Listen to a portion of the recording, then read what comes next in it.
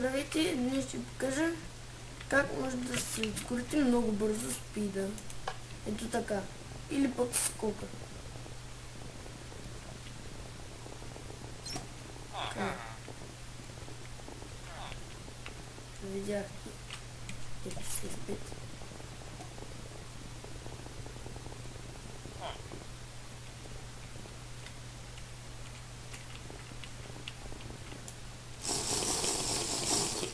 Така спряхме ефект.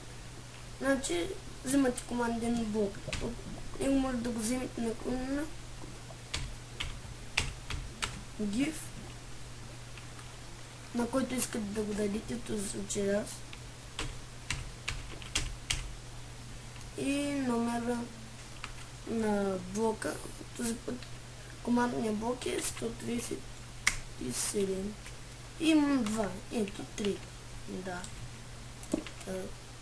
И, например, слагам командния блок, пиша на клонина ефект клон БП. В този случай спида е 1. Колко време искате? При мен ще е 100 секунди. И тук колко да е силен? На 100 отдавам.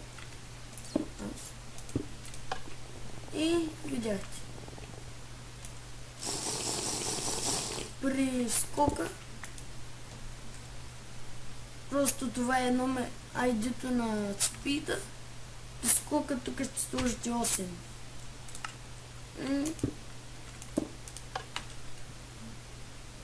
И виждате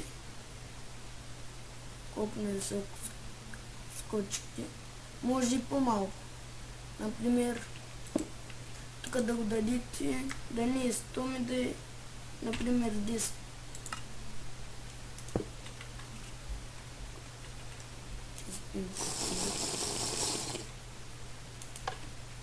Ето виждате, сега скачате по-малко. И това беше от мен за този клип. До другия път. Аз съм Соня Седи и това беше.